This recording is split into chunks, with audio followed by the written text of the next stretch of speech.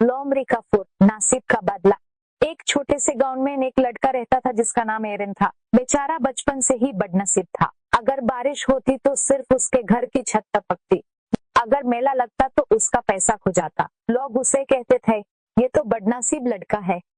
एरन ने हर तरह के तरीके आजमाए, तवीज, दुआएं और लकी पत्थर तक, मगर किस्मत जैसे उससे रूठ गई थी। एक शाम जब सूरज ढल रहा था और आसमान लाल हो रहा था, एरन उदास बैठा था जंगल के किनारे। उसके दिल में ख्याल आया कि शायद उसे गांव छोड़ देना चाहिए।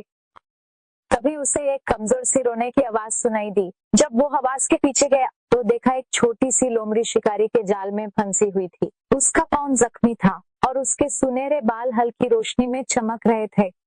एरन ने डर के बावजूद जाल खोला और अपनी पुरानी रुमाल से उसका जख्म बंधा। लोमड़ी ने अपनी गहरी इंसानों जैसी आंखों से एरन को देखा और फिर चुपचाप जंगल में चली गई। उस रात एरन को पहली बार सुकून से नींद आई।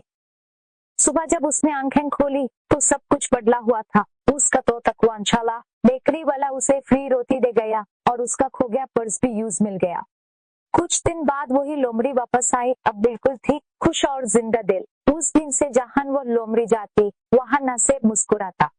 एरन की जिंदगी बदल गई। उसकी खेती ज्यादा फल देने लगी, लोग उसे इज्जत देने लायक और वो नासिब वाला लड़का कहकर बुलाए जाने लगा।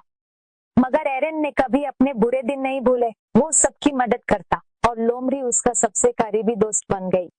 दोनों हर रात तारे गिनकर बातें करते और जिंदगी एक खूबसूरत कहानी लगती। लेकिन एक तूफानी रात किस्मत ने फिर एक कठिन इम्तिहान लिया। नदी के पास एक जंगली सुअर ने अचानक हमला कर दिया। लोमड़ी ने बिना सोचे एरन के आगे छलांग लगाई। उसने सुअर से लड़ा, लेकिन जब तूफान थम गया तो लोमड़ी जमीन पर बेजान पड़ी थी। एरन ने उसे अपनी बाहों में उठाया। उसकी आंखों से आंसू बह रहे थे। उसने उसे उसी पुराने ओक ट्री के नीचे दफनाया जहां वो पहली बार मिले थे। जब वो पत्थर रखा तो आसमान से एक सुनहरी पर धीरे से उसके हाथ में गिरा। लोमड़ी का एक आखिरी यादगार। उस दिन के बाद एरन ने उस पर को अपने दिल के पास रखा। जब भी जिंदगी मुश्किल होती वो पर हल्का सा चमक उठता और नासिब फिर एरन के साथ हो जाता।